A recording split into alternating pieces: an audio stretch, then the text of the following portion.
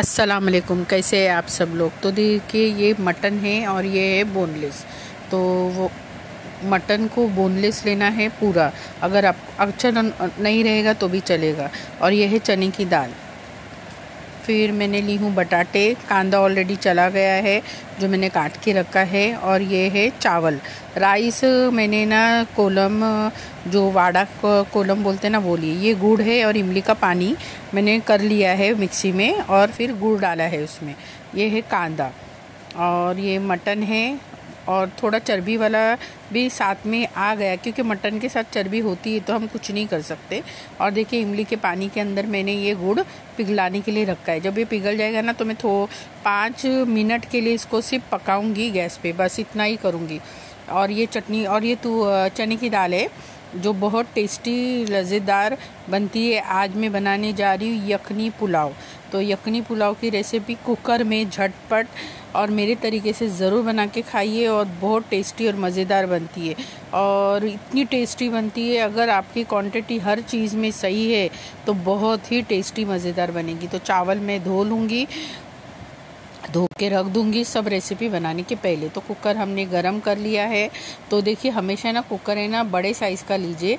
अभी मैंने भी गड़बड़ में ना थोड़ा छोटा ले लिया, क्योंकि क्या होता है चीज़ें मिक्स होने के लिए ज़रूरत है। अच्छा, मैं सारी चीज़ें 5-5 मेरी क्वांटिटी के हिसाब से ही लूँगी।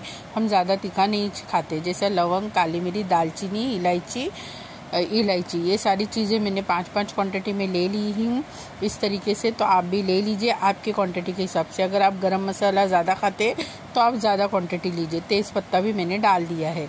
तो ये सारी चीज़ें लवंग, इलायची, दालचीनी, काली मिरी और तेज़ पत्ता। अब तो 2 सेकंड के लिए इसको भून लीजिए। जैसा ये तड़तड़ने लगे तो आप इसमें कांदा डाल दीजिए। और कांदा मैंने बारीक चॉप किया है। मेरा कांदा एकदम हाथों से मैं बारीक चॉप करती हूँ और मशीन वगैरह से नहीं करती, जबकि मेरे पास सारी मशीनें अवेलेबल है। आप मिक्सी में भी कर सकते हो, दूसरा एक चॉपर आता है उसमें भी कर सकते हो, मगर मैं हाथ से ही इतना बारीक कांदा काटती हूँ।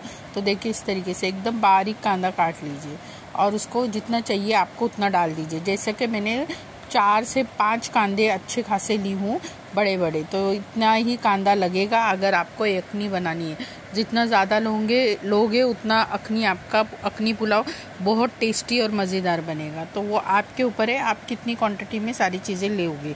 चावल मेरा पाव किलो नहीं है, चावल मेरा 400 ग्राम है, क्योंकि अखनी पुलाव बना रही तो मैंने चावल थोड़ा ज़्यादा ली हूँ। 400 ग्राम मेरा चावल है, यानी आधा किलो से थोड़ा कम है, इसीलिए इसमें हो गया। अगर मैंने और ज़्यादा ली होती लालच में तो फिर मुश्किल हो गई, तो हो जाती, मुझे कुकर चेंज करना पड़ता। तो इसमें पक जाता है 400 ग्राम तक, आधा किलो इसमें नहीं पकता है। तो देखिए इस तरीके से, क्योंकि इसमें सारी क्वांटिटी की चीज़ें बढ़ती जाएगी ना। अभी जैसे कि कांदा मैंने डाला, 4 से 5 बड़े कांदे ली हूँ तो वो मैंने डाल दी। देखिए मैं ना गैस पे थोड़ा कोशिश करूँ, फिर मैंने सोचा नहीं अभी नहीं पकाती हूँ, बाद में पकाती हूँ। क्या होता है ध्यान भी रखना पड़ता है, तो फिर गिर जाए कि छोटी डेगची है इस वजह से। तो फिर देखिए इस तरीके से, तो कांदा फ्राई होने देंगे और कांदा पिंक ही होने देंगे, इसको ज़्यादा नहीं पकाएंगे। इसका बहुत ध्यान रखना, कांदा पिंक करना है। देखिए इस तरीके से हो गया कांदा, देखिए इस तरीके से पिंक होता रहेगा। तो मैंने फिर अभी डाली हूँ हरा मसाला आपके टेस्ट के हिसाब से डालिए। मैंने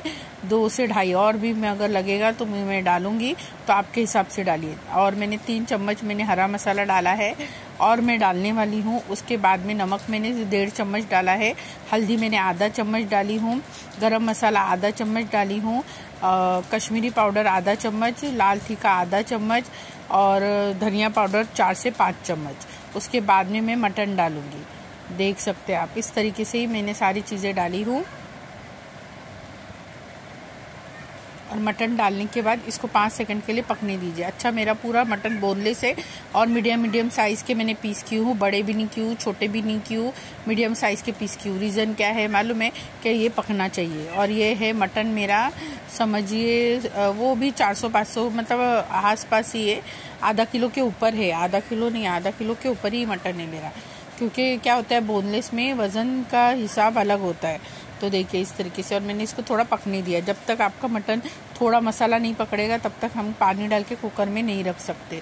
तो मैंने मसाला पकड़ने के लिए 10 मिनट इसको छोड़ दिया है। ध्यान रहे जले नहीं आपका मसाला और मटन में। अब मैं इसमें 4 गिलास पानी डालूंगी।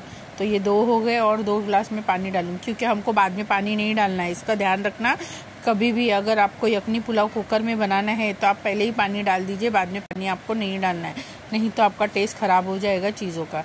तो मैंने डाली हूँ 4 गिलास पानी, तो आप भी 4 गिलास पानी ज़रूर डालना। उसके बाद में कुकर का ढक्कन लगा दीजिए और आपके हिसाब से 4 से 5 सीटी मटन को लगते हैं तो आप मार दीजिए। मैं कभी कभी 5 मारती हूँ, कभी 6 भी मारती हूँ। झूठ की बोली जो है वो है, क्योंकि मटन पकने में लेट होता है और ये बोनलेस है।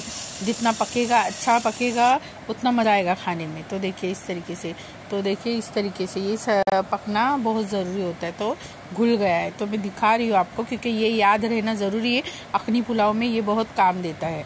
तो देखिए जितनी सीटियाँ होनी है आपको करनी है मटन में, उतना कीजिए। अगर बड़ा बकरा रहता है ना तो उसके ना 7 सीटी मारते हैं। अगर कौला बकरा है ना तो 4 सीटी या 5 सीटी बस हो जाती है।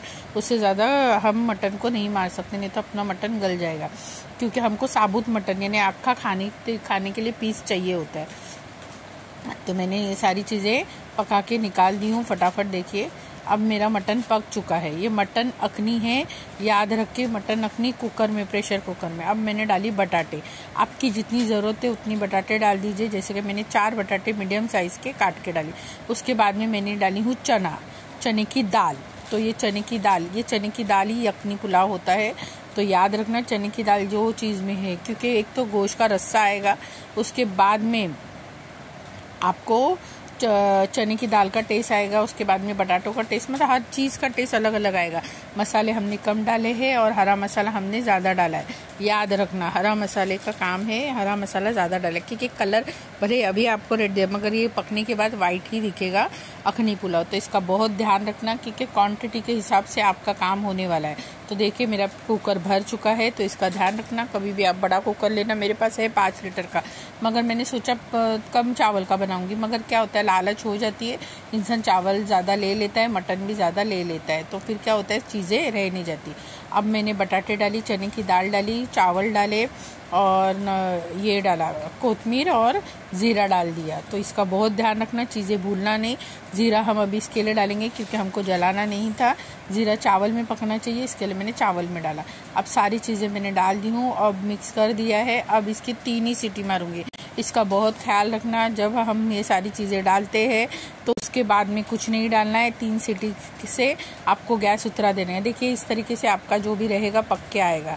तो आपको एक है ना, देखिए इसमें अगर आपको हिलाने नहीं आता, नहीं जमता और आपके खाने वाले उतने ही है तो ये ख़त्म हो जाएगा। तो आप एक थाल में लीजिए और उसको मिक्स कीजिए। तो ऐसे ही होता है।